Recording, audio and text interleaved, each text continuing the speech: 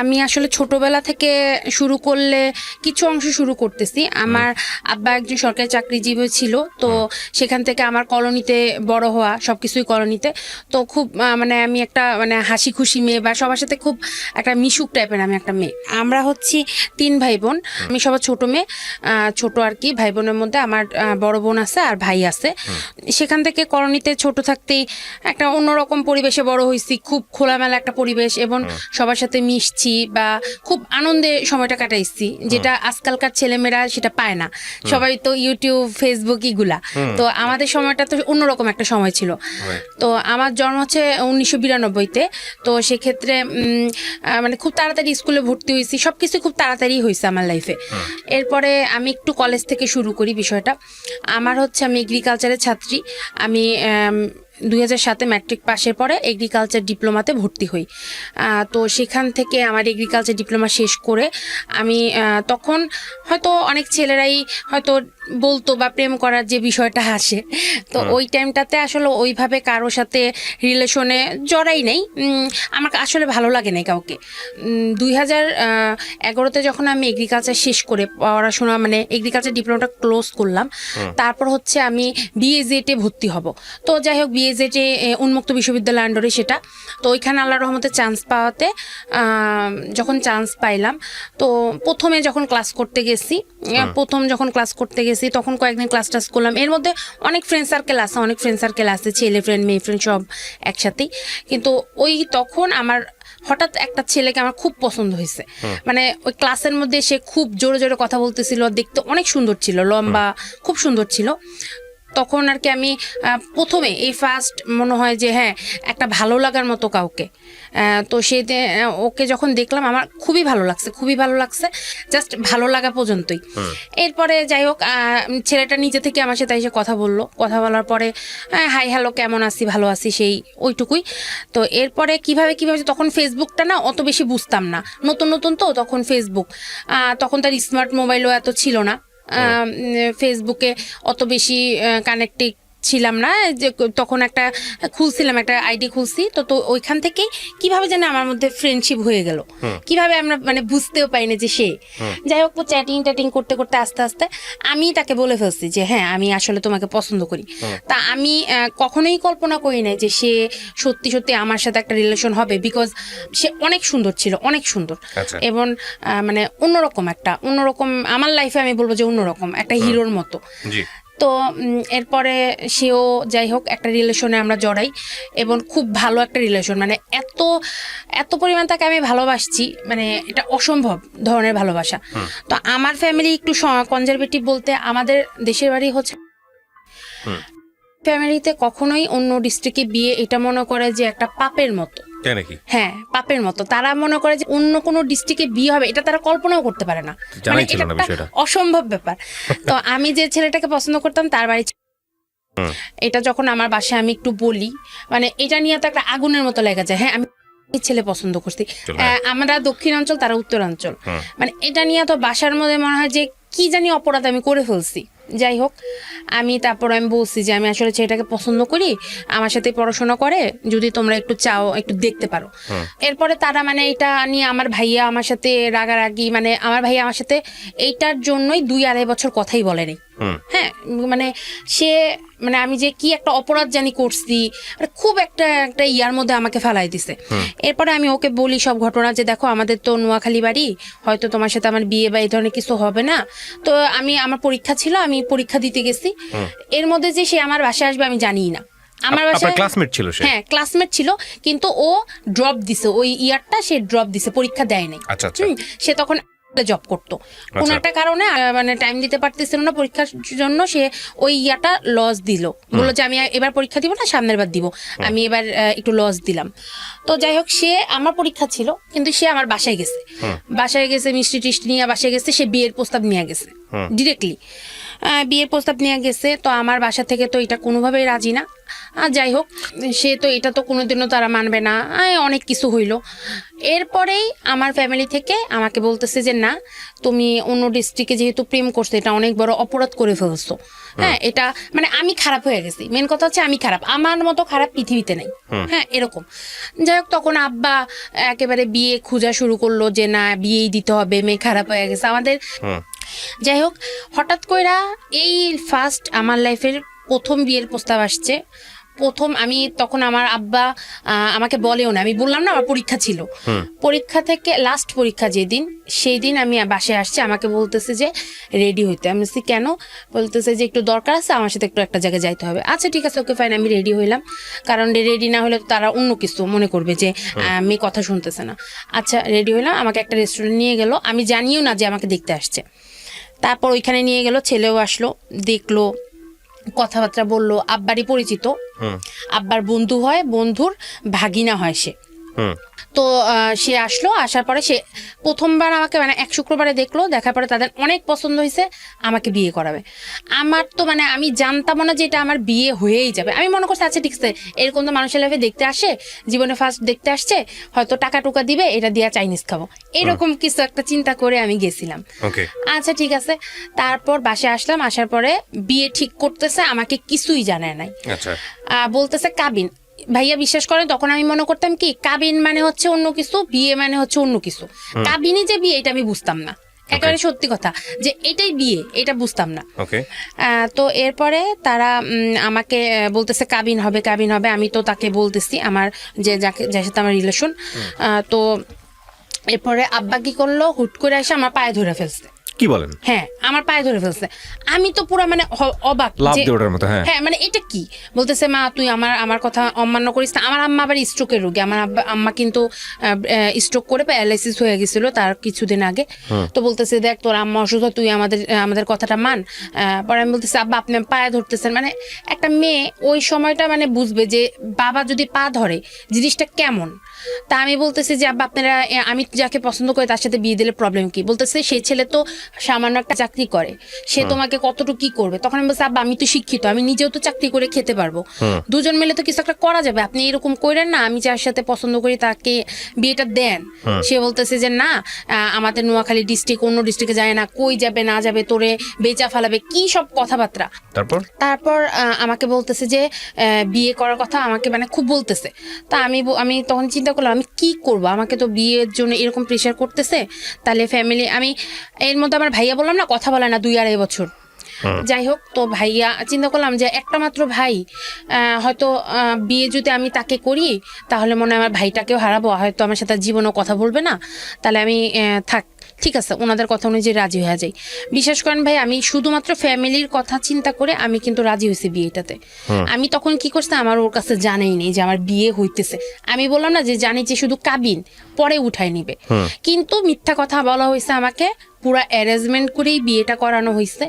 মানে বিয়ে হইতেছে মানে প্রথমে তো মানে হলুদ, কি মেয়েদের তো বিয়ের আগের দিন হলুদ হয়, কোনো মেহমান টেহমান ছিল না, এমনি হঠাৎ করে বলতেছে শাড়ি পরতে। আচ্ছা শাড়ি পরাইলো, শাড়ি পরে দেখি যে কেউ ছিল না, ওমা সব আত্মীয় স্বজন চলে আসছে, হলুদ। আচ্ছা ঠিক আছে, হলুদ দিল আমাকে মানে একটা জবরদস্তির মতো। আচ্ছা ঠিক আছে, চুপ করে হলুদ টলুদ দিলাম। পরের দিন বিয়ে। তখন আপনার এই বয়ফ্রেন্ড তখন কি করতেছিল? আপনার সঙ্গে কমিউনিকেশন সে কি জানতো যে চলে যাচ্ছে? না, সে জানতেছে না যে আমার বিয়ে হইতেছে। আমি তার কাছে চুপ করেছিলাম, আমি বলি নাই, কারণ আমি জানি তাকে যদি আমি যদি একটু বলি, সে আমার বাসার সামনে চলে আসবে, একটা সিক্রেট হবে। ও সামহাও আপনি মনে করতেছিলেন যে আপনিও রাশায় দিচ্ছিলেন তাহলে? আমি বলতেছিলাম যে থাক ঠিক আছে, যেহেতু ফ্যামিলি মানতেছে না। আর ভাইয়া ছোটকাল থেকে আমি চিন্তা করতাম যে বিয়ে মানে হচ্ছে সবাই মিলে একটা বিয়ে। আমি যে পালায় যাব, তখনকার সময় আমি অনেক একটা অন্যরকম মেয়ে ছিলাম, যে পালায় যাব এই জিনিসটা আমি খুব ভয় পাইতাম। মনে করতাম কি আল্লাহ, তাহলে তো ফ্যামিলি থেকে আমি বের হয়ে গেলাম, তাহলে তো আমার ফ্যামিলি আর জীবনেও আমার সাথে কথা বলবে না। বললাম না যে আমি সবার মাঝখানে থাকার মতো একটা অভ্যস্ত ছিলাম, মানে ওনাদেরকে রাইখা যে আমি চলে যাব, এটা ভাই আমি জীবনও কল্পনা করতে পারি না যে আমার আব্বা আমার সাথে দেখা হবে না, ভাই বোনের সাথে কথা হবে না। নাহলে ভাই আমি তখন ওই মুহূর্তে চলে যেতাম, আমার তখন এই সাহসটা ছিল না। যাই হোক, তারপর আমাকে বললো যে এরকম, পরের দিন বললো কাবিন। আচ্ছা পার্লারে নিয়ে গেছে, তখনও কিন্তু আমি আমার বয়ফ্রেন্ডের সাথে কথা বলতেছি, ও বলতেছে যে কি ব্যাপার এত হাউকাউ কেন?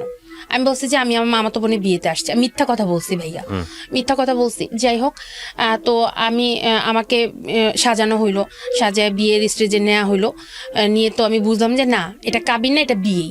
কারণ অনেক মানুষজন, আত্মীয় স্বজন, যেহেতু আমি চলে গেছি অলরেডি কমিউনিটি সেন্টারে, তখন তো আমার বোঝার বাকি নাই যে না, আমাকে নিয়ে যাবে, আজকে বিয়ে হয়ে যেতেছে।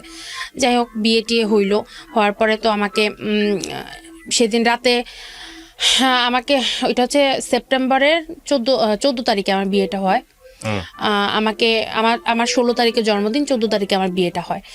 আর রাতের বেলা অনুষ্ঠানটা হয়, যেতে যেতে আর কি রাত 12টা 1টা বেজে গেছে ওই বাড়িতে। তো যখন প্রথম বাড়িতে গেলাম, একটা ছোট্ট একটা ঘর, ছেলে কিন্তু প্রবাসী, ইটালি থেকে ফেরত আসছে। ইটালিতে প্রায় 12 কি 13 বছর ইটালিতে ছিল।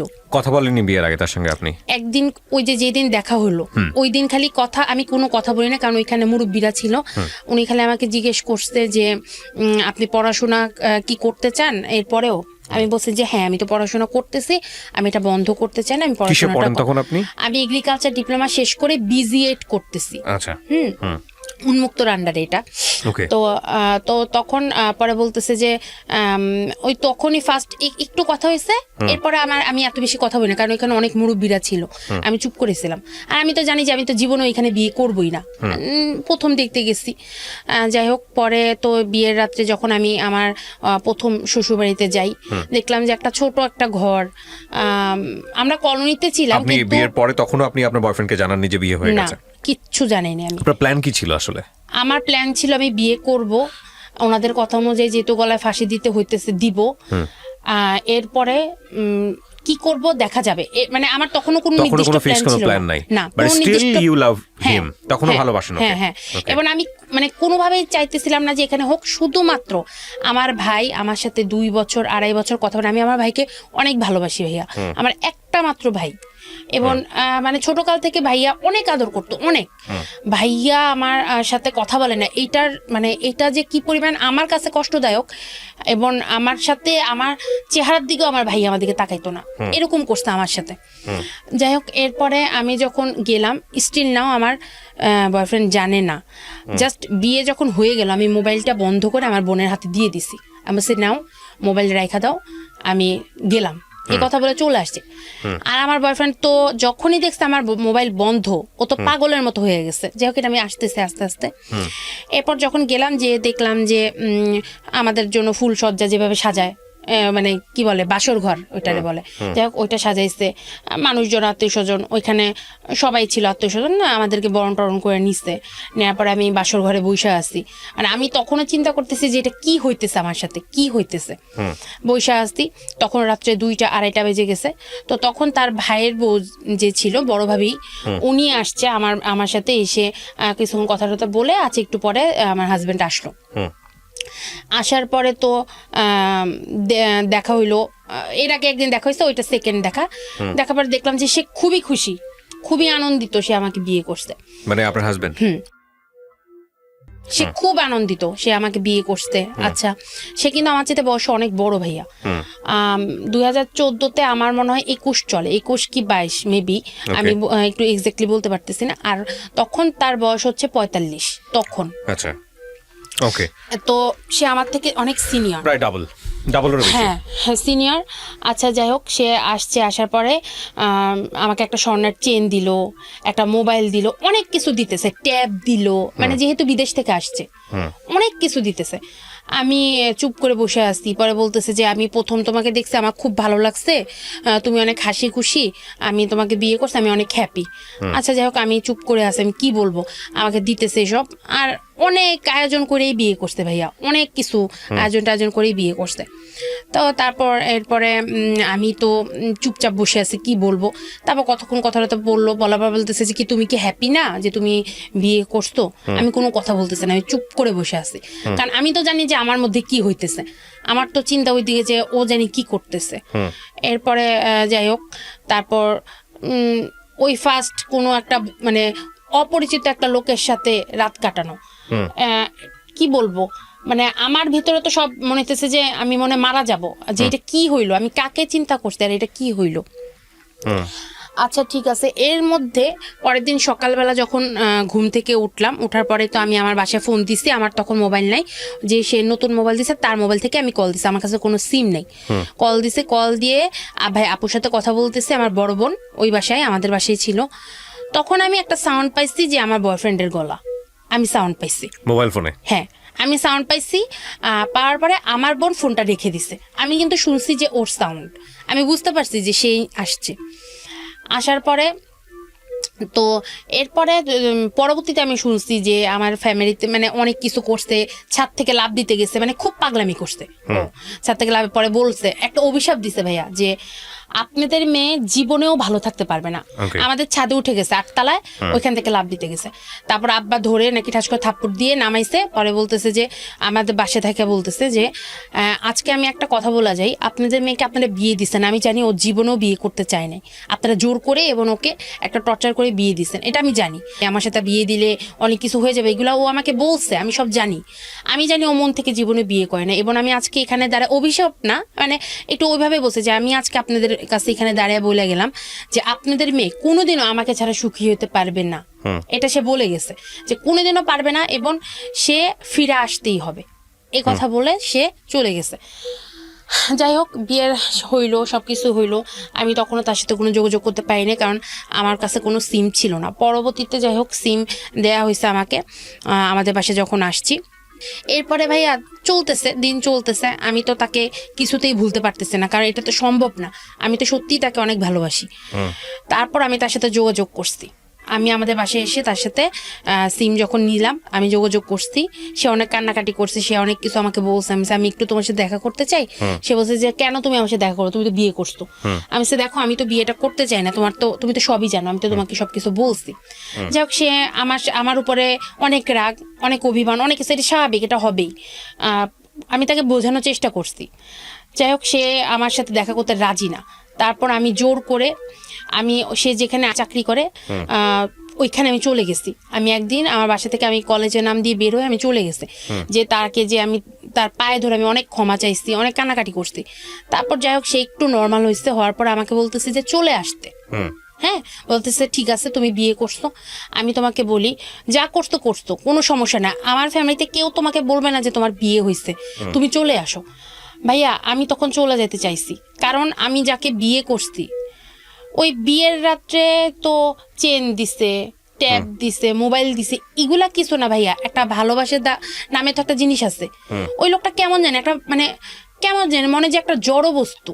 আচ্ছা, মানে এমনি তো বয়সটা একটু বেশি, এর মধ্যে কেমন জানি কোনো কিছুই তো নাই। সে বিয়ে করছে তার নতুন বউ, পরের দিনই সে তাদের একটা ফার্মেসি আছে, ফার্মেসিতে চলে যায় এবং আসে রাতে 12টা 1টা, এবার সারাদিন কোনো খোঁজ খবর নাই। মানে কেমন জানি ভাইয়া, মানে নতুন বিয়ে হয়েছে একটা আছে না। আর আমি তো এমনিই তাকে মানতে পারি নাই।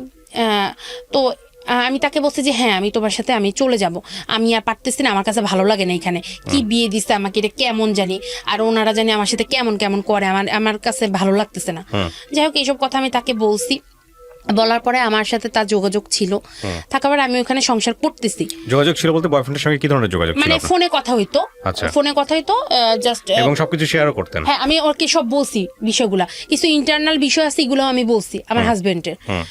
আমি বলছি যে কেমন জানি উনি, কেমন জানি কোনো ইয়া নাই আমার সাথে, জানি কেমন করে।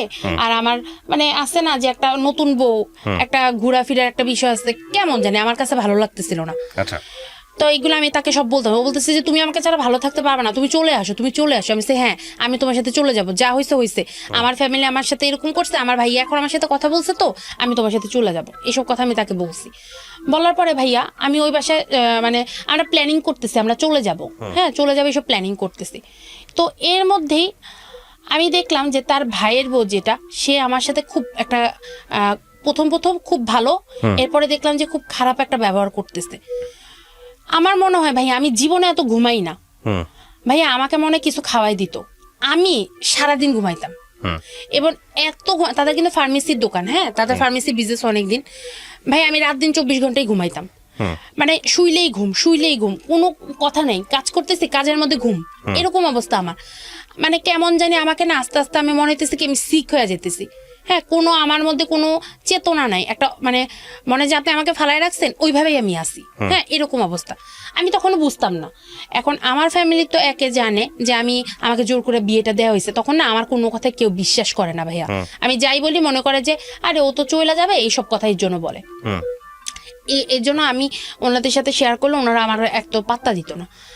তারপর এরকম হইতেছে তো এর মধ্যে কি হলো, আমার আম্মা অনেক আবার অসুস্থ হইলো। অসুস্থ হওয়ার পরে আমার বয়ফ্রেন্ড যে বললো যে ওর সাথে চলে যেতে, এর মধ্যে আম্মা অসুস্থ হওয়ার পরে আমার বোন আমাকে, ও মনে হয় কিছুটা বুঝতে পারছে, ও আমাকে বলতেছে যে দেখ যা হয়েছে, মানুষের লাইফে বিয়ে একবারই হয়। এখন সব লোক তো এক সমান না, তুই নিজেরা মানায় নে, তুই এখানে কন্টিনিউ কর। দেখ এখন দুইটা ফ্যামিলির সাথে, একটা ফ্যামিলির সাথে আরেকটা ফ্যামিলি, মানে দুইটা ফ্যামিলির সাথে এখন একটা সম্পর্ক হয়ে গেছে।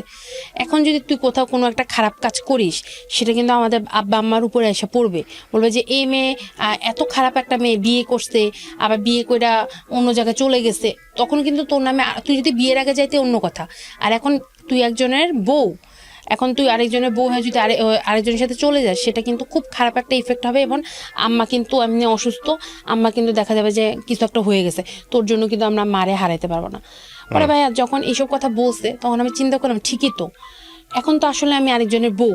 আর একটা কথা হচ্ছে যে এখন তো দুইটা ফ্যামিলির সাথে একটা সম্পর্ক হয়েছে, আমার আম্মার যদি কিছু হয়, আমি যদি যাই, তখন তো এরা এসে অনেক গালিগালাজ করবে, খারাপ কথা বলবে, আপনার বলবে যে আপনার মেয়ে খারাপ। এসে আমার আম্মা যদি মারা যায়, আমি তো আমার মারে তাহলে পাবো না। এইসব বললাম না ভাই, আমি অনেক ইমোশনাল, আমার ফ্যামিলির প্রতি আমি অনেক ইমোশনাল। যাই হোক, এটা চিন্তা করে আমি না আর যাই নাই।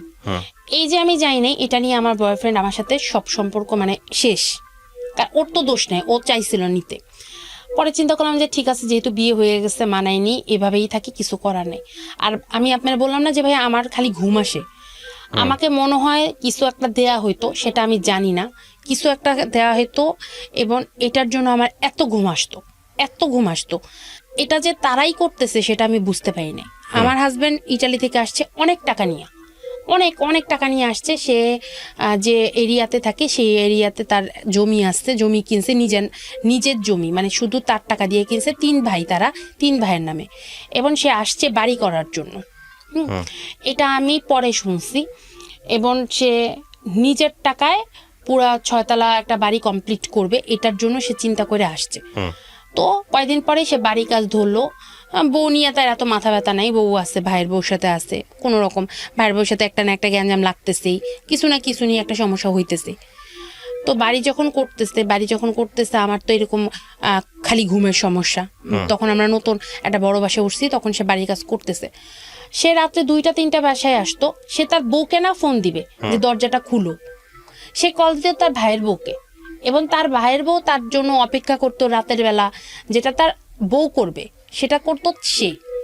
আচ্ছা যাই হোক, আমি কিছু বলতাম না, মনে করতাম যে আচ্ছা ঠিক আছে, আমি হয়তো নতুন বলে বুঝি না। আমি তখন এইসব বুঝতে পারিনি, কারণ আমি জানি যে ভাইয়ের বউ মানে হচ্ছে মায়ের সমান।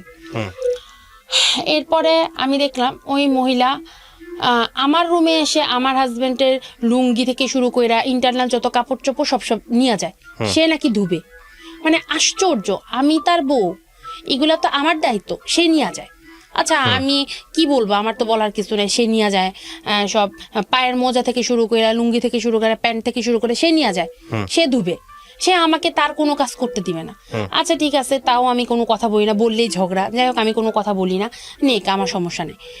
এরপর দেখি তার ভাইয়ের 2 দিন পর আমার সাথে কিছু না কিছু একটা মিথ্যা কথা নিয়ে ঝগড়া, শুধু ঝগড়া। এবং তার কাছে বিচার দিলেই সে আমার কোনো কথা বিশ্বাস করে না, তার কথা বিশ্বাস করে, তার কথা বিশ্বাস করে আমার মারধর করে। এবং ভাইয়া এমন মারধর যেগুলা মানে অকল্পনীয় মারধর। প্রথম দিন গায়ে হাত তুললো আপনার কি ইস্যু নিয়ে হচ্ছে তার, আমার বিয়ের কয়দিন পরে, বিয়ের প্রায় 5-6 মাস পরে কি হইলো, আমার যেহেতু আমার নতুন বিয়ে হয়েছে, আমার খালারা আমাকে, খালা শাশুড়ি বা কেউ একটা, আমার ঠিক ভালো মতো মনে না, আমাকে টাকা দিছে, দেখে টাকা দেয় না মানুষকে, ওইরকম বউদেরকে দেখা যে টাকা দেয়, সালামি দেয়, সেটা দিছে। তো আমার তো তখন, আমি আমার আলমারির মধ্যে রাখছি, রেখে আমি কলেজে গেছি, ওইটা লক করা ছিল না। ওই যে আমার যে ওর যে ভাইয়ের বউ, ওনার ছেলে আছে, ও আবার চুরি করতো, সে আমার এখান থেকে টাকাটা সব নিয়ে গেছে ভাইয়া। আমি এসে দেখি কোনো টাকা নেই, তা আমি ওরা বলতেছি, আমি ভাবিরে যা বলছি, আমি বলছি, ভাবি ও তো এরকম ওনারাই বলছে যে ওনার ছেলে চুরি করে। হ্যাঁ, তা আমি বলছি, ভাবি আমি তো এখানে টাকা রাখছি, এখন দেখি টাকা নাই, আপনি একটু হৃদয়ে জিজ্ঞেস করেন না যে ও টাকাটা নিছে নাকি। পরে এই লাইগা গেছে ঝগড়া, হ্যাঁ আমার ছেলে কি চোর নাকি, নিজেই কিন্তু আমাকে বলছে যে ওনার ছেলে চুরি করে। এটা নিয়ে সে কি করছে, বানায় চোরে আমার হাজবেন্ডের কাছে বলছে। রাতের বেলা এসে কোনো কথা নেবার্তা নাই, বেয়াদব, তোমার মতো বেয়াদব ছোট লোক দেখি না। আমি মা আমি কি করলাম, বলতেছে হ্যাঁ কিসের চুরি করছে, তোমার কাছে তো কোনো টাকাই ছিল না। আমি মা তোমার খালাই তো টাকাটা দিল, তুমি জিজ্ঞেস করো, তুমি তো দেখছো আমি তো এখানে টাকাটা রাখছি, দেখো তুমি এখন টাকা না, আমি তো ছিলাম না বাসায়। এটা নিয়ে কথা নিয়ে এমন থাপ্পড় দিছে ভাইয়া, মানে কানে গালের মধ্যে দিছে, আমি মানে মনে যে আমি বয়রা হয়ে গেছি, আমি কিচ্ছু শুনতেছি না, এরকম অবস্থা। কি তুমি থাপ্পড় দিলা কেন, এরপরে আবার একটা থাপ্পড় দিয়া মানে ফালাই দিছে। হ্যাঁ বেয়াদব, আমার মতো নাকি বেয়াদব নাই, আমি নাকি ছোট লোক। পরে আমি আশ্চর্য, এটা আমি আর কোনো কথা বলি না, আমি যে ঠিক আছে যাও, আমি মিথ্যা কথা বলছি, এই প্রথম আমার গায়ে হাত তুলে। আচ্ছা, এরপরে তো গেল দিন গেল, আস্তে আস্তে প্রবলেম হইতেছে, সে সবার কাছে বিচার দেয় আমি ঘুমাই, আমি নাকি খালি ঘুমাই। এখন ভাই আমি আমার কেন ঘুম আসে আমি বুঝতে পারতেছি না, আমার খালি ঘুমই আসে। এখন আমি তারে বলছি, আমি দেখো আমার না, আমি জীবনে এরকম ঘুমাই না, আমি এত পড়াশোনা করলাম, আমি কিন্তু রাত জেগে পড়াশোনার অভ্যাস, এত ঘুম আমার নাই, একটু চলো না ডাক্তারের কাছে, আমি কেন এত ঘুমাই।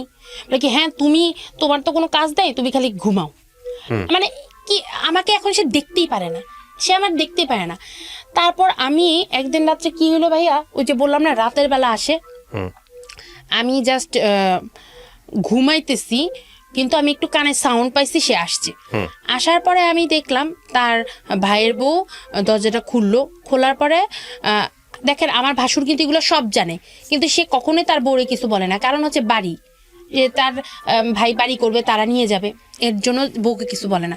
আমি দেখলাম যে ওনারা আসছে, ও আসছে, আসার পরে আমার ওই ভাবি কি জানি বলতেছে, দুজন মিলে কি হাসাহাসি রাতের বেলা। আমি একটু দেখে আমি আবার ঘুমিয়ে গেছি। আমি বললাম না ভাই আমি তাকাইতে পারি না, আমি মানে নেশাখোরের মতো খালি ঘুমাই। আচ্ছা, এরকম করে গ্যাঞ্জাম লাগতেছে। এরপরে আমি খুবই অসুস্থ, আমার বমি, গলা মানে পুরা সবকিছু ভাসা ফেলেছে, কোনো কিছু খাইতে পারতেছে না, কিন্তু বমি, এত বমি কোত্থেকে আসতেছে। তো আমার আব্বারে আমি ফোন দিয়ে বলছি, আব্বা আমি মনে হয় মারা যাব, আপনারা একটু আমাকে এসে নিয়ে যান। হ্যাঁ, তো বলতেছে কেন কি হয়েছে, আমি আব্বা আমার খুব অসুস্থ, আপনারা একটু এসে নিয়ে যান, এই বাসায় থাকলে আমি মারা যাবো। একটা অসুস্থ পরিবেশ, সারাদিন ঝগড়াঝাটি মারামারি। তারপর আমার আব্বা আসছে, আমার বোন আসছে, এসে দেখে আমি খুবই অসুস্থ, বিছনায় পড়ে আসছি, খালি বমি করতেছি এবং খুব অসুস্থ। মানে এত পরিমাণ ওষুধ, এত পরিমাণ ড্রাগ মানে আমাকে দেওয়া হয়েছে, আমি পুরো বিছনার সাথে লেগে গেছি, এরকম অবস্থা আমার। আমার আব্বা হসপিটালে নিয়ে ওইখানে বাসায় নিয়ে আমাকে বাসায় নেওয়ার পরে ট্রিটমেন্ট দেওয়া হলো, কিছু থামতেছে না ভাই, আমার প্রচন্ড পেটে ব্যথা, যেমন পেটে ব্যথা এরকম বমি। এরপরে এই যে আমি গেলাম, আমার হাজব্যান্ড কোনো খবর নাই যে তার বউ অসুস্থ কি মারা যেতেছে, না তার কোনো খবর নাই। সে তার বাড়ি, তার ভাইয়ের বউ, তার ওই 14 গোষ্ঠী সবাই নিয়ে আসে, ফার্মেসি নিয়ে আসে। তারপর তো আমার ফ্যামিলি আমাকে নিয়ে যাওয়ার পরে ডাক্তার দেখাইছে, না আমি পুরো অসুস্থ। লাস্টে আমাকে পিজি হসপিটাল ভর্তি করছে। পিজি হসপিটালে ভর্তি করে 18 দিন সেখানে আমাকে রাখছে। আমাকে বলছে যে আমার পেটের ভিতরে নাড়ি নাকি পেঁচায় গেছে। হ্যাঁ, এরকম অবস্থা। এবার এত পরিমাণ ব্যথা ভাইয়া, কি পরিমাণ যে ইঞ্জেকশন দেওয়া হয়েছে, তারপরও কোনো কিছুই হইতেছে না, এবং আমার জিব্বা থেকে শুরু করে সব পুইরা গেছে। যাই হোক, এরকম করার পরে আমি ওখানে অসুস্থ 6 মাস, 1 বছরের মতো আমি আমাদের বাসায় ছিলাম। এর মধ্যে আমার হাজবেন্ড আমার একটা খোঁজ নেয়নি, আমি হসপিটালে কি বাইচে আছি না মারা গেছি, কোনো খোঁজ খবর নেয়নি। Okay fine. এরপরে আমি যখন হসপিটাল থেকে আসছি ভাইয়া, আমি পুরো মানে কেমন জানি মেন্টাল রোগী আছে না, যে কি বলে এগুলা, মানে কোনো কিছু চিনে না, মানে কেমন বাচ্চাদের মতো ওইরকম হয়ে গেছি।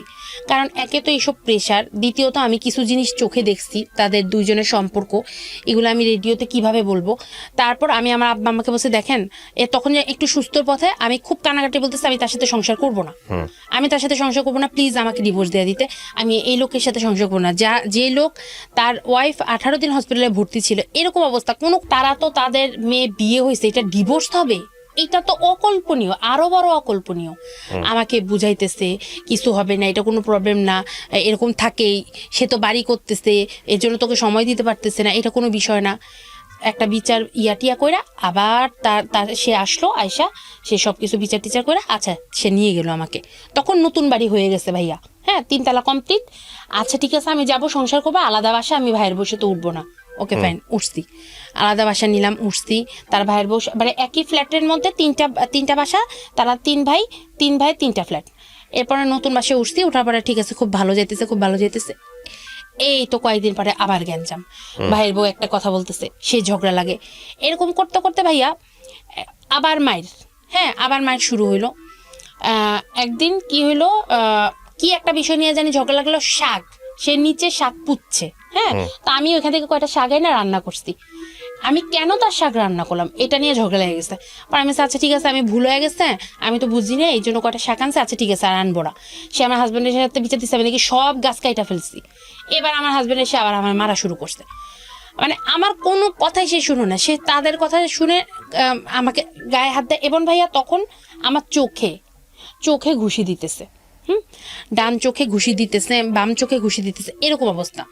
আচ্ছা পরে আমি বললাম যে কি ব্যাপার, তুমি মারতেছো, তুমি আমার চোখে কেন হাত দাও? আমার চোখে, একটা মানুষের চোখে তো হাত দেওয়া ঠিক না, হ্যাঁ এইসব নিয়ে ঝগড়াঝাটি যাই হোক। এরপরে কয়দিন পরই একটার পর একটা গন্ডগোল, আবার মাইর। ভাইয়া সে এবার কি করছে, চোখে যে আমাকে মারছে, এবার ওই যে খাটের পাশে যে বড় বড় গোল গোল ইয়াগুলা থাকে না কাঠের, ওগুলার মধ্যে মাথার মধ্যে বাড়ি দিতেছে, মানে মাথার মধ্যে নিয়ে এভাবে বাড়ি দিতেছে মারের মধ্যে। এবার আমার চোখে ইচ্ছাকৃত ভাবে জোরে প্রেসার দিতেছে, আমি বুঝতেছি সে এটা ইচ্ছাকৃত ভাবে করতেছে। মানুষের আছে না যে না মারামারি করতেছি ইচ্ছাকৃত ভাবে না, এমনি লাগে গেছে না, সে কিন্তু ইচ্ছাকৃত ভাবে আমাকে চোখে মারতেছে। তারপর আমাকে চোখে যে মারলো, মারার পরে ভাইয়া আমি তখন দেখতেছি কি, মানে আমরা তো এখন সব দেখি, হ্যাঁ চোখটা দিয়ে তো আমরা সব দেখি। তখন দেখি কি আমি একটা অংশ দেখি, হ্যাঁ তখনও কিন্তু আমি বুঝি না যে আমার ডান চোখটা নষ্ট হয়ে গেছে। হ্যাঁ আমি গোসলখানায় গেছি, গোসল করতেছি, দেখি কি একটা সাইড আমি দেখতেছি কেমন জানি আপসা আপসা। পরে আমি বললাম যে কি ব্যাপার আমার এরকম লাগে কেন? আচ্ছা ঠিক আছে মনে হয় মাথাটাতে ঘুরায়। এরকম করে আমি ঘর থেকে মানে বাসায় আসছি, আসার পর আমি তারে বললাম যে তুমি যে সেদিন আমার চোখে আঘাত করছো, আমি কিন্তু হালকা কম দেখতেছি। বলে কি তুমি তো আগের থেকেই কানা। আমারে বলে, আমি আগের থেকে কানা হলে আমি কিভাবে পড়াশোনা করছি, কিভাবে কি করছি, কিসের কানা আমি? তো এটা আমি আমার ফ্যামিলিকে ফোন দিছি, তাদেরকে বলছি। ও সে যে আমাকে মায়েরাটা আবার আমার আব্বা আম্মারে ফোন দিয়ে সে সুন্দরভাবে মিথ্যা কথা বলে, আপনাদের মেয়ে সারাদিন ঝগড়া করে, আমার আব্বা আম্মা তো তার জামাইয়ের জন্য পাগল, জামাই যা বলে তাই সত্যি, মেয়ে সব মিথ্যা কথা বলে, মেয়ের কোনো কথাই সত্য না, মেয়ের কথা শুনলেই সমস্যা। আচ্ছা তো এরকম করতেছি তো আমি দেখলাম কি আসলে কিনা আমি চোখে কম দেখতেছি। এরপরে রোজার মধ্যে সেদিনই, রোজা যেদিন ছিল ওই দিন আমাদের বাসায় সবার দাওয়াত ছিল রোজার। তো না সরি আমাদের বাসায় না, মেজো ভাবির বাসায় আমাদের সবার দাওয়াত ছিল রোজার। তো আমি বলতেছি যে ওই বড় ভাবির সাথে আমি কথা বলি না, আমি উনি তো যাবে আমি যাব না, উনি যাবে আমি যাব না, আপনারা ওনাদেরকে খাওয়ান, আমি যাব না, আপনার ভাই যাবে। তো সেই আসার পরে বলতেছে যে পাশের পাশে দাওয়াত দিছে যাবা না? আমি যাবো না, তুমি যাও, যেহেতু বড় ভাবি আছে ওইখানে গেলে একটা ঝগড়া হবে, দরকার নেই, আমি তো খারাপ, আমি একলা থাকি, তুমি যাও। সে যায় নাই, সে আইসা আমার সাথে ঝগড়া লাগিয়ে দিছে, তোমার জন্য আমি সবার কাছ থেকে কথা শুনি, কোনো কথা নেই বার্তা নেই। আচ্ছা আমি আবার কি করলাম, আমি ঝগড়া হবে বিধায় তো আমি গেলাম না। এটা নিয়ে কথা কাটাকাটি করে সে ইফতার টিফতার না করে চলে গেছে দোকানে। আচ্ছা রাতের বেলা তো আমি আবার চিলাচিলি করতেছি, আমি এই মহিলার জন্য আমার সংসারে অশান্তি, বিয়ের পর থেকে অশান্তি শুরু হয়েছে, আমি তো সবই জানি, আমি খালি মুখ খুলি না বইলা যে এই মহিলা যে আমার হাজবেন্ডের সাথে কি করে আমি কিন্তু সবই জানি, আমি মুখ খুলি না, তারপরও এইসব অশান্তি আর ভালো লাগে না, এইসব কথা বলতেছি। সে আয়সা ঝগড়া লেগে গেছে, তার ভাইয়ের বউ আয়সা ঝগড়া লাগিয়ে গেছে। ঝগড়া লাগিয়ে রাতের বেলা, রাত্রে 11টা সাড়ে 11টার সময় আসছে, সে আমার হাজবেন্ডের কাছে কি সুন্দর করে আমার নামে মিথ্যা কথা বলতেছে। আমার হাজবেন্ড তো আমার কথা কোনো কিছুই শুনে না, সে তার কথাই শুই নাই। আমি বলতে কি যে এই তুমি এত রাত্রে ওই বাসায় ঢুকছো কেন, বাসায় আসো, এই কথা বলে আমি তার হাত ধরছি। সে আমারে বলতেছে তোর মতো ডিপ্লোমা ইঞ্জিনিয়ার আমার জুতা মোছারও যোগ্যতা নেই, তোরে তো আমি বিয়ে করছি, তোরে তো আমি বিয়ে করে আনছি, আমার জুতা মোছারও তো তোর যোগ্যতা নেই। আমি তো আচ্ছা তাই, তো আমি তো তোমার জোর করে বিয়ে করি নাই, তুমি তো পাগল হয়ে আমার বিয়ে করছো, কেন করছো আমার বিয়ে? আমার মেজাজ খারাপ তো অবশ্যই হবে, এত অশান্তির মধ্যে যেহেতু থাকি। আমিও কথা কাটাকাটি করতেছি, সে আয়সা চুলের মুঠি ধইরা ওই বাসার থেকে টানতে টানতে আমাকে আমাদের বাসায় আনছে, আইনা দরজাটা আটকাইয়া ভাইয়া আমাকে যে মাটিতে ফালাইছে, একেবারে যে একটা হিরঞ্চি যেমন মারে না, আমরা যে রাস্তার ঘাটে যেমন হিরঞ্চি ধরলে যে মারে, ইচ্ছা মতো বুকের মধ্যে লাথি যারে বলে সেটা তো আছে, এবং ঘুষি এলো পাথারি, চোখে ঘুষি, আমি তো কিছুই দেখতেছি না, মায়ের কারে বলে। এবং রোজা ভাইয়া তখন 15 রোজা ছিল আমার মনে আছে, সেদিন 15, তার মামি সেদিন মারা গেছিল, ইচ্ছা মতো আমাকে মনে হয় 1 ঘন্টার মতো মারতে। আমার তো চিৎকারে সবাই এসে দরজা ধাক্কাইতেছে, সে খুলে না, সে আমাকে ইচ্ছা মতো মারতেছে। তার ভাইয়ের বউ যা বলছে সেটাই রাইট, আমি মিথ্যা কথা বলছি। মারার পরে আমি তো তারপর সে দরজা খুলে দিচ্ছে, তার ভাইরা আসছে আমাকে গালিগালাজ করতেছে। তার যে মেজো ভাই সে না এরকম লুঙ্গিরে গোস দেয়, আমাদের দেশে বলে যে গোস, এরকম গোস দিয়ে সে আমার পিটাতে আসছে এই অবস্থায়। হ্যাঁ, আমি কোনো কথা বলতেছি, আমি তো কাঁদতেছি, এবং আমার চোখ দিয়া সমানে পানি পড়তেছে, আর চোখ ফুইলা এরকম এরকম মানে কালো হয়ে এরকম ফুইলা গেছে ডান চোখটা। এরপরে তো আমি তো কিছু দেখি না, আমি হাতায় রুমে আসছি। ওই যে আমার যে ভাইয়ের বউ উনি আইসা, মেজো ভাইয়ের বউ উনি আইসা আমাকে রুমে দিছে, পানি দিছে, আমার চোখ তো এরকম পানি পড়তেছে, আমি কিচ্ছু দেখি না। এবার আমি সত্যি কিছু দেখতেছি না, ডান চোখে যে আমি তখন থেকেও দেখি না, আগে তো মানে দেখতে পারতাম না, এবার আমি মানে বুঝতেছি যে আমি দেখি না, এবার বাম চোখ দিয়ে সমানে পানি পড়তেছে। তো আমি বললাম যে আমি বলতেছি আমাকে পানি টানি দিছে, দেওয়ার পরে আমি মানে ওনারা বলতেছে ভাবি আমি মনে চোখে দেখি না, ভাবি আমার মনে চোখ নষ্ট হয়ে যেতেছে, ভাবি আমাকে একটু ধরেন। আচ্ছা, উনি আমার রুমের মধ্যে রাখলো, পানি টানি দিল রোজার মধ্যে, তারপর বরফ দিলাম চোখের মধ্যে, চোখ তো ফুইলা কালো। তো সে আবার কি করলো, আয়সা রাতের বেলা যে সবার বাসায় চলে গেছে, আমি তার পায়ে ধরে বলতেছি প্লিজ আমাকে একটু হসপিটালে নিবা, আমাকে একটু হসপিটালে নাও না, আমার মনে হয় আমি চোখে দেখবো না আর, আমি খুব চোখে ব্যথা পাইছি, আমার চোখ দিয়ে পানি পড়তেছে, তুমি এরকম না করে আমার ডিভোর্স দিয়ে দাও, আমার চোখটা নষ্ট করো না, আমি মনে আর দেখবো না। এই কথা বলে আমি কানাকাটি করতেছি। ভাইয়া সে স্টিল নাও শুয়ে আছে, বলতেছে কিছু হবে না, চোখে পানি দাও ঠিক হয়ে যাবে। হ্যাঁ, এরকম পাষাণের মতো ভাইয়া সে আমাকে মানে কিছু তো দিলই না, আমার সারা রাত চোখ দিয়ে সমানে পানি পড়ছে, এবং সেদিন রাত্রেই আমার পুরাটা চোখের আরো চলে গেছে, পরবর্তীতে আমি শুনতে পারছি ডাক্তারের কাছে। তারপর তো আমার বাসায় যে সে ফোন দিয়ে, সে কি করছে মোবাইলটা আসতে নিয়ে গেছে যেন আমি বাসায় ফোন দিয়ে না বলতে পারি, এবং আমাকে শাসায় গেছে যদি এইসব আমাদের বাসায় তোমাদের বাসায় জানাও তাহলে তো তোমার খবরই আছে। আর তখন আমি চিন্তা করছি যে আমার ফ্যামিলি তো আমার নিবেই না, আমি তো জানি আমার ফ্যামিলি তারা নিবে না, সে তো বলছে এখানে আমার সংসার করতেই হবে, বাঁচি মরি তো আমার এখানে সংসার করতে হবে, তাহলে আর ফ্যামিলিতে জানাবো কেন, এটা চিন্তা করে আমি আমার ফ্যামিলিতে কিছুই বলি নাই। এরপরে কত সালের গল্প এটা 2016। তারপর 2016 সালের। তারপর আপনার এই কাহিনী তো হওয়ার পরে তখনই আমার চোখটা তো গেলই, আমি তো জানি না। এর কিছুদিন পরে আমি তার কয়েকদিন পরে রোজার মধ্যে দাওয়াত, তো আমাদের বাসায় দাওয়াত, আমি গেছি, যার পরে আমার আম্মা দেখতেছে আমার চোখ পুরা কালো, আম্মা বলতেছে কি রে তোর চোখে কি হয়েছে, তোর চোখ কালো কেন? সে বলতেছে কি যে মা আমাদের নিচতলা একটা ছোট বাচ্চা আছে, তো সে বাচ্চা ওর চোখের ভিতরে আঙুল ঢুকাই দিছে, সে বলছে এই কথাটা, আমি চুপ করে রয়েছি, আমি কোনো কথা বলিনি। তা আম্মা বলতেছে তোর চোখের ডাক্তার দেখাও নাই? না আমার ঠিক হয়ে গেছে, আমি ব্যথার ওষুধ দিয়ে দিছি, কিছু হবে না। সে এই কথা বলছে, বলার পরে আমি আর কোনো কথা বলি নাই, আমি চুপ করে খালি খাইয়া দেওয়া বাসে চলেছি, কারণ আমার ফ্যামিলির প্রতি আমার একটা রাগ, যে দরকার নেই এদেরকে বলে আমার কি হবে, বাদ, এদেরকে বলে তো আমার কোনো লাভ নেই, আমাকে তো বলবে সংসার করি। তারপর আমি বাসে আসছি, আসার পরে আমি দেখলাম যে আমার এবার দেখি বাম চোখটাও ব্যথা করে, খুব পরিমাণ ব্যথা করে, এবং মেন্টাল মানে ব্রেনের মাথা পুরো ছিঁড়া যায় এরকম। এবার আমি আর পারতেছিলাম না, পরে আমি আব্বারে বললাম যে আব্বা আমার না চোখ খুব ব্যথা করে, একটু আমাকে ডাক্তারের কাছে নিবেন। এই কথা যখন বললাম, আব্বা বললো যে ঠিক আছে কালকে আয় ডাক্তারের কাছে নিয়ে যাবো। কেন ও নেয় না? আমি ওর তো সময় নেই, আপনি আমাকে একটু ডাক্তারের কাছে নিয়ে যান। আচ্ছা, ডাক্তারের কাছে গেলাম, যাওয়ার পরে প্রথমে লায়েন্স হসপিটালে গেছি, লায়েন্সে যাওয়ার পরে ওনারা দেখলো, দেখার পরে ওনারা বুঝতে পারতেছে না, হ্যাঁ বলতেছে যে আপনার না আপনার একটা মানে মনে হয় যে আপনার ব্রেনের সমস্যা। আমি চোখে দেখি না, বলে কি কিসের আপনি চোখে দেখেন? আপনার ব্রেনের সমস্যা, আমার এই কথা বললো। পরে আমি আমার ব্রেনের সমস্যা, তখন চিন্তা করতে হইতে পারে ব্রেনের সমস্যা, কারণ আমি তো মেন্টাল প্রেশারের মধ্যে আছি। এরপরে আমার যে ইসলামিয়া হসপিটাল, ওইখানে আমার আপুর একটা মামি বসে, উনি ওইখানে আমাকে নিয়ে গেল, মানে আমার মামির ওনার আন্ডারে আমাকে নিল, নেওয়ার পরে আমার চোখ দেখলো, দেখার পরে অনেক টেস্ট দিল, টেস্ট দেওয়ার পরে দেখতেছে যে ওরা আমার ডান চোখটা সম্পূর্ণ শেষ, পুরো ব্লাইন্ড। ডান চোখটা আমার নাই, ডান চোখটাতে আমি দেখতে পাই না, একটুও দেখতে পাই না। এবং বাম চোখটার মাত্র তখন 35% আছে, মাত্র 35% তখন।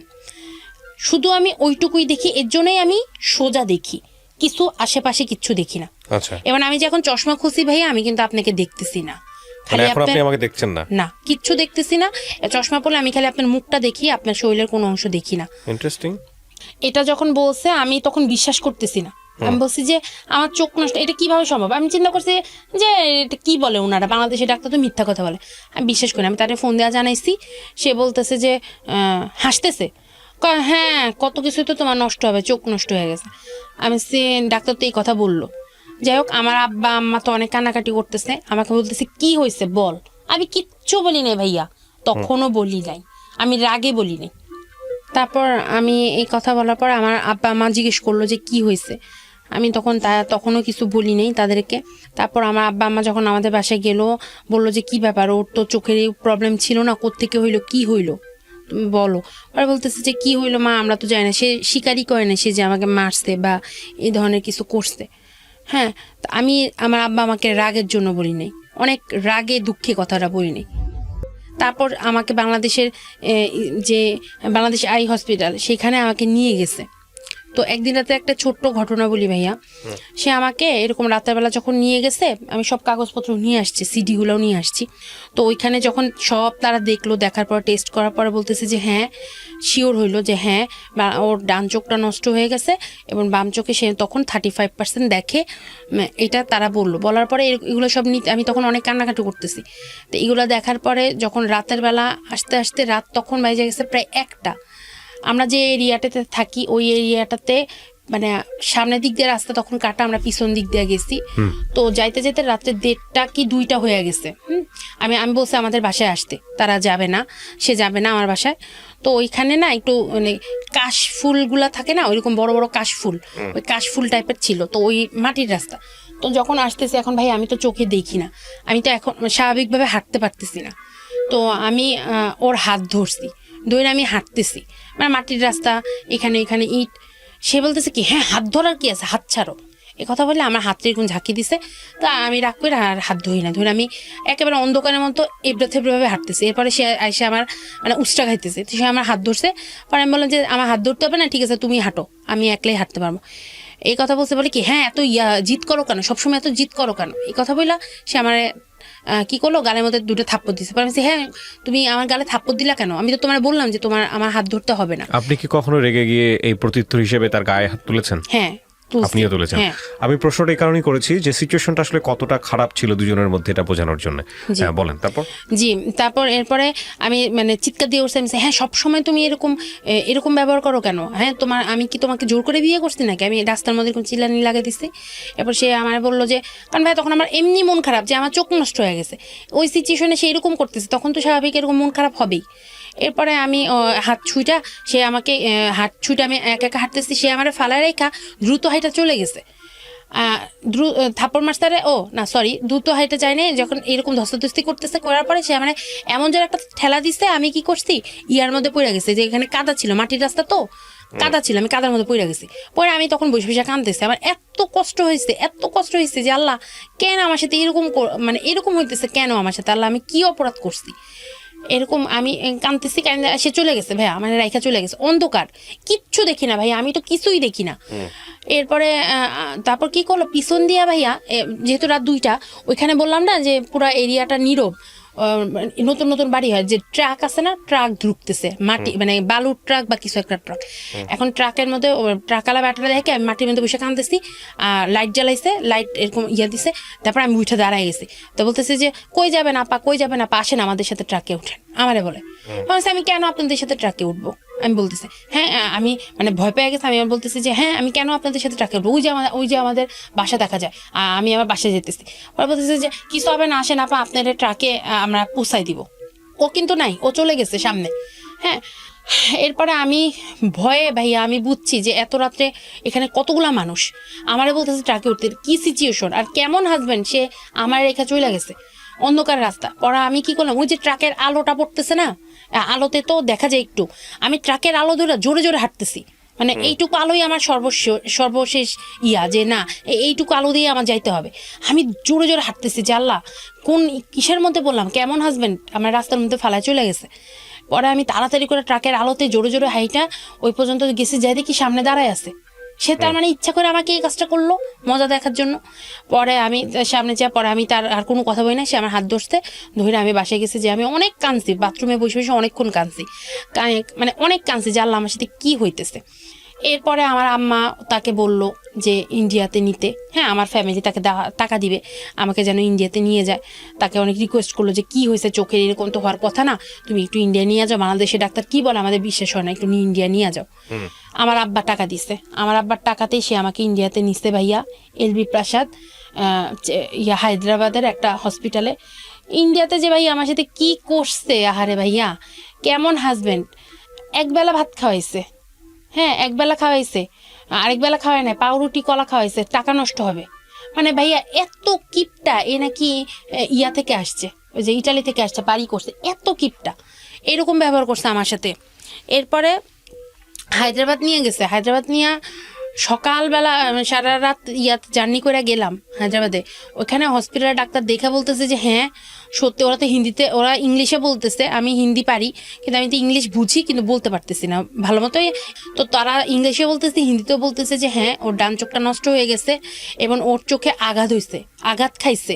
ডাক্তার আমাকে জিজ্ঞেস করতেছে যে আপনার চোখে কি হয়েছে, কি আঘাত খাইছেন, ইংলিশেও বলতেছে হিন্দিতেও বলতেছে। আমি বলতে গেছি, আমার হাজব্যান্ড ঠাস করে বলতেছে যে কি হ্যাঁ ওই আমাদের নিচতলার বাচ্চা আঙুল ঢুকাই দিছে, সে তার নামটা বলতে দেয় না। আর ভাইয়া তখন আমি তার সাথে গেছি, আমি কিভাবে তার বিরুদ্ধে বলি, এই লোক যদি আমার মায়েরা ফেলায়, কারণ আমি তো ভয় পাই তারই, সে আমার সাথে কি কি ব্যবহার করতেছে। আমি ভয় চুপ হয়ে গেছি, আমি কোনো কথা বলি না, চুপ।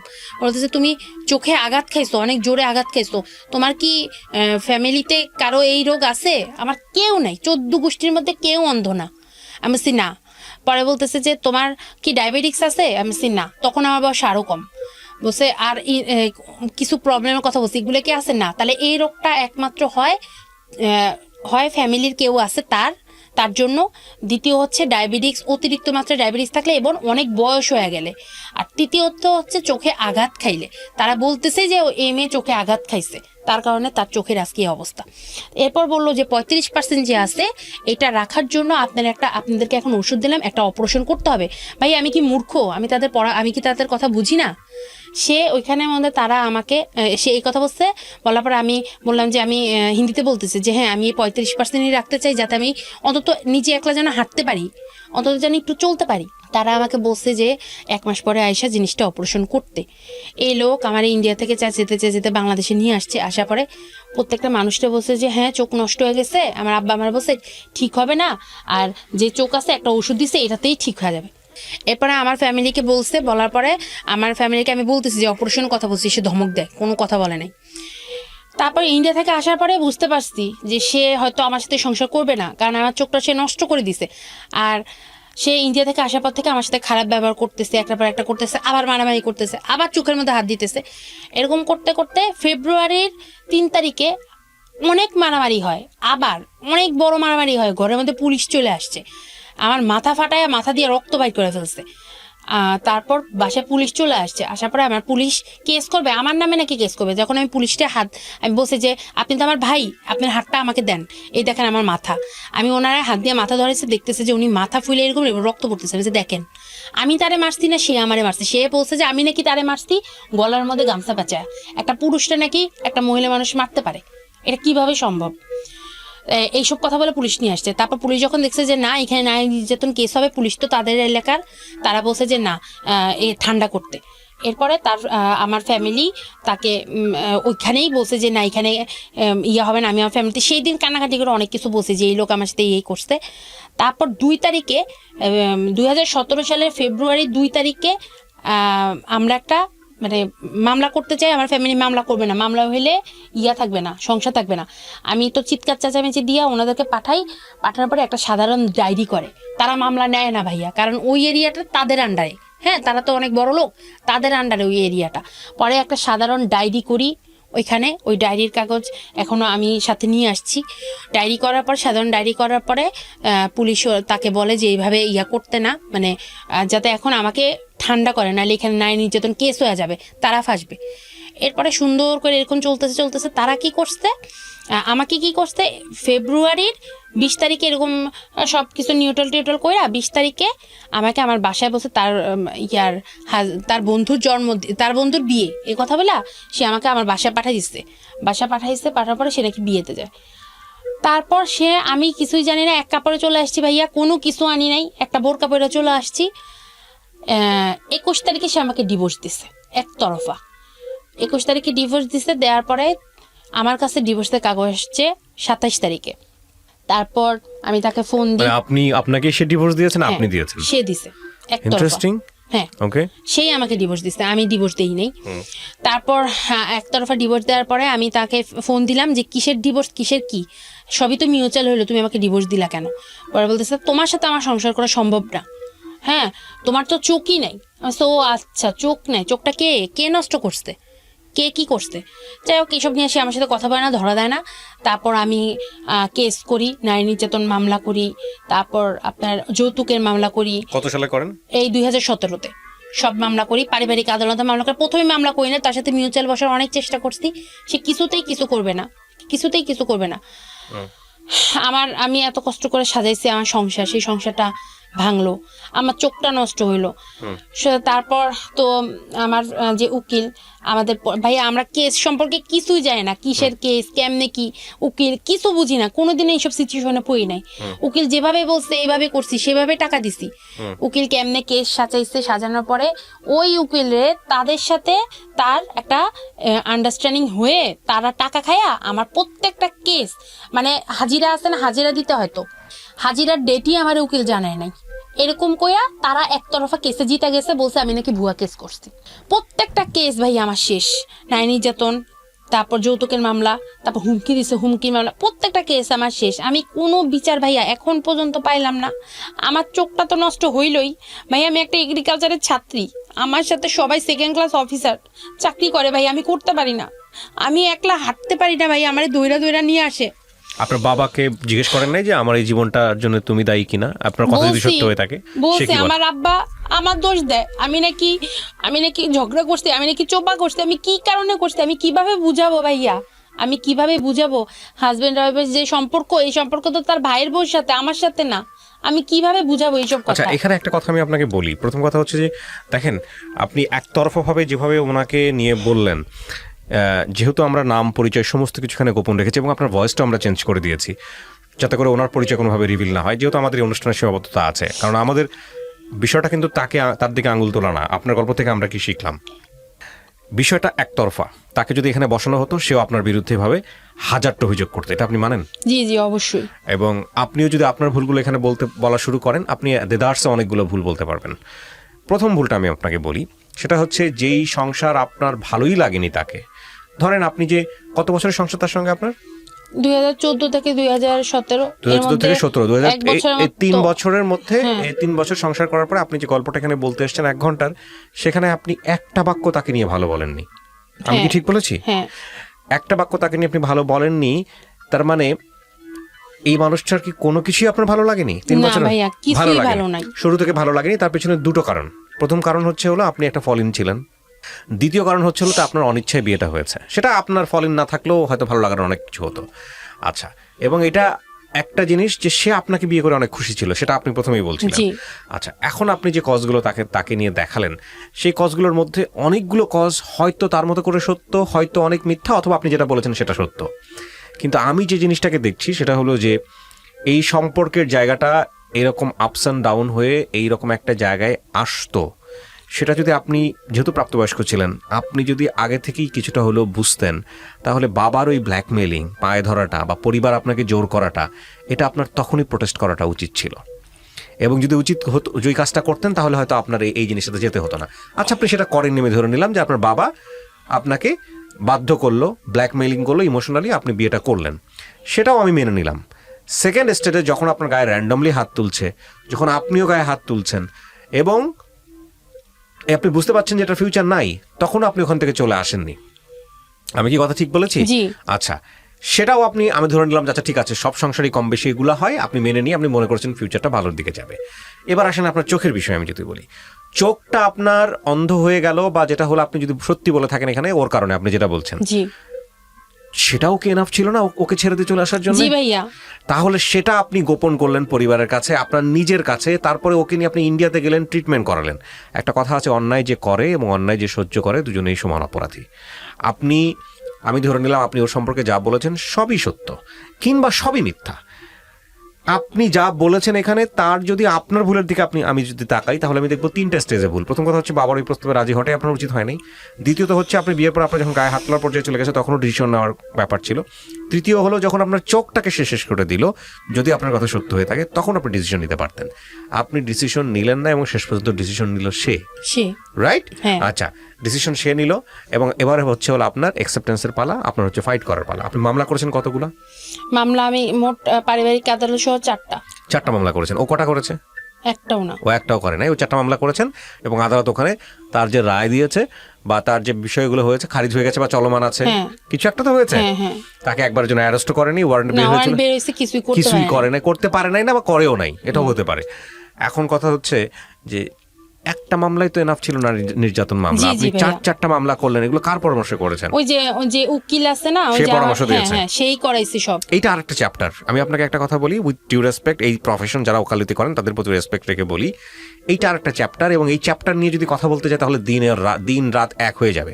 বিশেষ করে উকিলরা, আমি সব উকিলকে বলছি না, কিছু কিছু উকিল, হয়তো অনেক উকিলই আছেন যারা একটা মক্কেলকে, আমি আজ পর্যন্ত বলি আমার এই জীবন গল্প অনুষ্ঠানে বা আমি আগে যে রেডিওতে অনুষ্ঠান করেছি সেখানে এসে আজ পর্যন্ত তার গল্পে কেউ একজন বলে নাই যে অমুক উকিল সে অনেক ভালো মানুষ ছিল।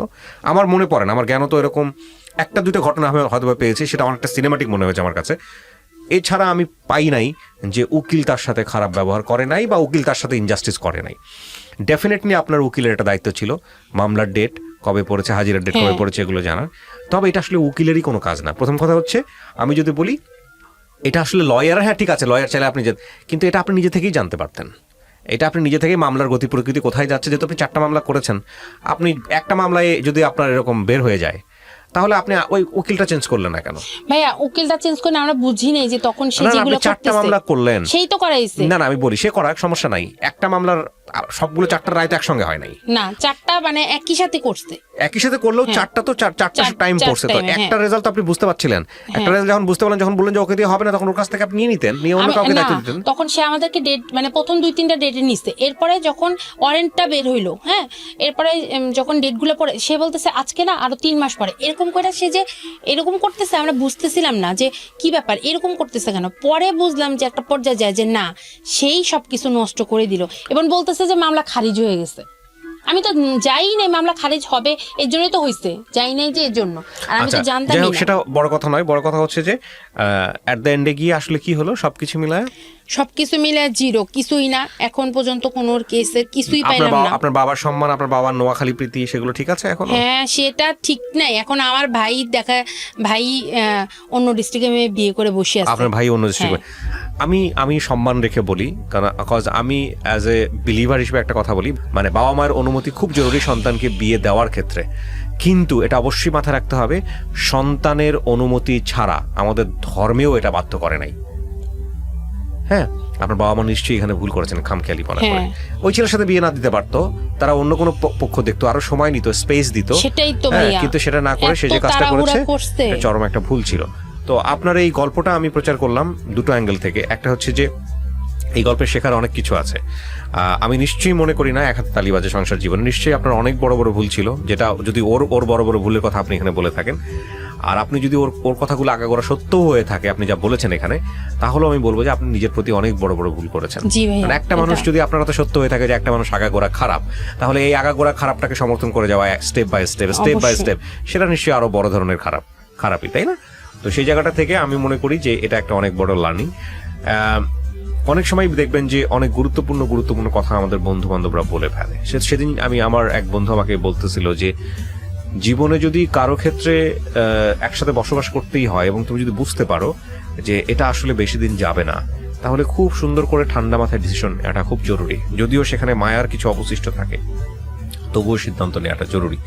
আপনি যদি রিলিজিয়াসলি চিন্তা করেন তাহলে এটা আমাদের ধর্মে অনেক বেশি পারমিট করে যে হ্যাঁ চাইলে তুমি ডিভোর্স দিতে পারো, এবং খুব চমৎকার কিছু সায়েন্টিফিক ওয়েতে মানে সিস্টেম আছে। কিন্তু কথা হচ্ছে এটা আল্লাহ খুবই অপছন্দ করেন, তারপরেও তিনি অনুমতি দিয়ে রেখেছেন। হ্যাঁ, তো সেই জায়গাটা থেকে আমরা যেন আমাদের জীবনটাকে ধ্বংস না করে ফেলি, জীবনটাকে শেষ করে না ফেলি।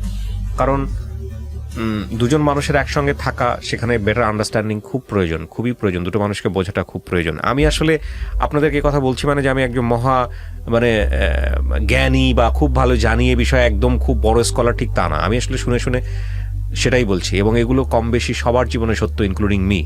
তো সেই জায়গাটা থেকে আমাদের মনে হয় যখন আসলে আমরা থাকতে পারবো না, তখন এই গেমটা নিয়ে আসলে এই চুল টানাটানি না করে একটা স্পেস নিয়ে সিদ্ধান্ত নেওয়া উচিত, এবং স্পেস নেওয়াটা খুব জরুরি। কারণ জীবনটা তো একটাই, এবং সেই জীবনকে ধ্বংস করার জন্য সেকেন্ডারি এলিমেন্ট যদি জীবনটাকে ধ্বংস করে দেয়, সেটার জন্য তো নিজের কাছে তো পরাজয়, এবং আমার তো মনে হয় যে এটা বাস্তবিক জীবনেই এটার জবাবদিহিতার জায়গা অনেক। আপনি বর্তমানে বিয়ে করেছেন একটা? জি ভাইয়া। এখন এই ছেলেটা সমস্ত কিছু জেনে আপনাকে বিয়ে করেছে? জি। এটা কি আপনার নিজের পছন্দ ছিল না পরিবারের পছন্দ? নিজের পছন্দ। এটা নিজের পছন্দ। আপনি হ্যাপি আছেন একে নিয়ে? জি ভাই, আলহামদুলিল্লাহ। সে আমার সবকিছু জানার পরে তার আমাকে বিয়ে করার জন্য ঢাকায় আসছে, এবং তার কিন্তু মানে সে আহামরি যে কিছু একটা তা না ভাইয়া, সে আমার জন্য উবার চালাইতেছে।